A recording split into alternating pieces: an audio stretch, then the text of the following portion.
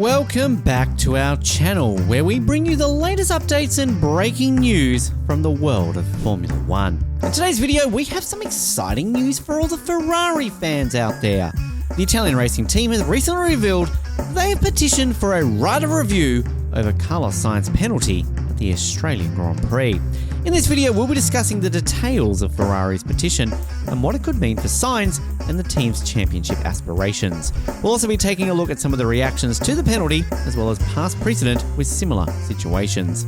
So, if you're a Ferrari supporter or just a Formula One fan, make sure to hit that subscribe button and turn on notifications so that you don't miss any of our future updates. Let's get started.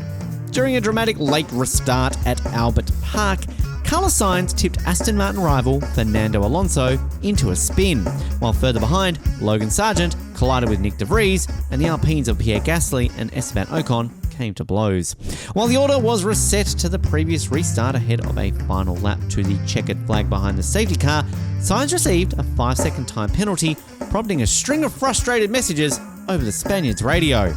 "It's unacceptable! No, it's not acceptable! Tell them it's unacceptable! They need to wait until the race is finished, but discuss it with me. Please, please, please, just wait and discuss it with me. Clearly the penalty is not deserved. It's too severe." Sainz crossed the finish line in 4th place, but his aforementioned penalty dropped him out of the points and all the way down to 12th, leaving him too angry to talk in the aftermath of the race. We filed a petition for a review of the case. We sent it to the FIA. Ferrari boss Fred Vasseur confirmed. As we are discussing with the FIA, I don't want to discuss any details of this discussion. The only thing is the Gasly-Ocon collision. For sure, we had also Sargent and de Vries colliding into turn 1, and the reaction of the stewards was not the same. Pushed on to the next steps, he said, the process is that first, they will have a look at our petition to see if they can reopen the case. Then we'll have a second hearing a bit later with the same stewards for the next meeting about the decision itself. What we can expect is at least to have an open discussion with them, also for the good of the sport, to avoid having to make these kinds of decisions when you have 3 cases on the same corner and not the same decision. As for when a potential review might take place, a note from the stewards confirmed that they had received a letter from Nicholas Tobias, the FIA's single-seater director, including an attached petition from Ferrari dated April 6, seeking a review of the penalty decision. Sainz, along with designated Ferrari team representatives, were required to report the stewards for virtual hearing on April 18th, so it's not yet clear whether anything was agreed upon or how long it will take the stewards to make a decision. According to Article 14 of the FIA's International Sporting Code, competitors have 14 days after a steward's ruling to request a right of review if a significant and relevant new element is discovered that was unavailable to the parties seeking the review at the time of the decision in question. In other words, Ferrari must prevent evidence that was unavailable to the stewards at the time of their initial decision to penalise Sainz, a high bar to clear, as they discovered with Sebastian Vettel in 2019. In the 2019 Canadian Grand Prix, Vettel looked set to take his first win of the season, leading comfortably after securing pole position. However, on lap 48 of 70, when under pressure from Lewis Hamilton, he ran wide at the turn 3 chicane, cutting across the grass. The stewards felt Vettel rejoined unsafely and squeezed Hamilton, handing the Ferrari driver a 5-second time penalty.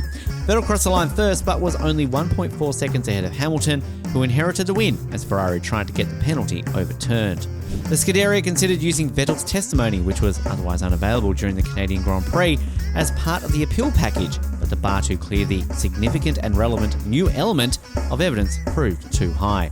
The following time they were in France, and it was revealed the part of their package of new evidence included post-race analysis from Sky F1 pundit Karen Chandok. The FIA dismissed this as an opinion of a third party, and Vettel's penalty stood. Given how well documented Sainz's case was, it's difficult to imagine that significant and relevant new element Ferrari could have discovered aside from testimony from the driver himself. But that does not mean that getting the penalty overturned is impossible, as Red Bull discovered in 2020. Red Bull filed a protest against Hamilton at the 2020 season opener in Austria after yellow flags at the end of Q3. Footage from the onboard 360-degree camera, which was not immediately available to the stewards, revealed he had passed the yellow flags and had not slowed down, demoting him from second to fifth on the grid and bumping Max Verstappen up to P2. Elsewhere, Haas used a rider review following the 2022 United States Grand Prix to protest Alonso's car after it was damaged in a collision with Lance Stroll, though it was later thrown out after Alpine protested Haas's protest. The rider review, however, has not always been successful, with Red Bull being denied in mid-2021. Following the infamous lap 1 collision at Copse between Hamilton and Verstappen, the team felt that a 10-second penalty for Hamilton was insufficient and set out to try to get a harsher penalty applied after he'd won the race. This included manufacturing new evidence as they got Alex Albon out on track, recreating Hamilton's line through Copse and attempting to prove Hamilton was at fault after Horner said, "You don't put a wheel up the inside of the corner," forgetting the time he egged on Vettel through the same corner when battling Alonso in 2014. Needless to say, the stewards rejected Red Bull's new evidence, and Hamilton's victory stood as tensions between Mercedes and Red Bull were just beginning to rise. One fact that could potentially be in Ferrari's favour in overturning the verdict is that the incident may have never happened at all. Let us explain. It happened on lap 57, but the race was red flagged before the leader, Verstappen, made it into Sector 1 timing line, so the FIA couldn't determine a definitive race order. In such cases, they revert to the last time such an order was found, the one under the red flag. When Verstappen returned to the pits under the third red flag, he officially started the final lap of the race, with a rolling restart bringing the field around to the checkered flag with no overtaking allowed. Alonso was reinstated to third place as a result, having fallen to last after the contact as if it never happened. Ferrari must argue that if something never happened officially, how can their driver be punished for it? The Scuderia may also consider the lack of investigation for Logan Sargent taking Nick de Vries out at the same restart, which appeared to be a far more egregious violation of the rules than Sainz tagging Alonso as the Aston Martin cut back in front of the Ferrari. Even Alonso didn't think the penalty was justified, telling the media, "On lap 1 of a restart, it is always very difficult to judge what the grip level is, and I think we don't go intentionally into another car, you know. We know that we also risk our car and our final position, so sometimes you end up in places that you wish you were not there at the moment. It's just part of racing. I didn't see the replay properly, but for me, it feels too hard." For the time being, it appears that we will have to wait until the Azerbaijan Grand Prix for the steward's final decision, but Ferrari shows no signs of backing down, firmly believing that they have the right arguments to win the appeal. It would certainly provide the Scuderia with some much needed relief as the team continues to struggle in 2023, despite most pundits expecting them to be on sole challenger to Red Bull after pre-season testing. As Vasseur concluded, "We have our argumentation for sure, and I will keep the argumentation for the FIA as a first step. For sure, we are expecting a review of the situation, because it's a petition for review. We are not going there to get the same decision." But what are your thoughts? Will Ferrari win their appeal and reclaim some much needed points?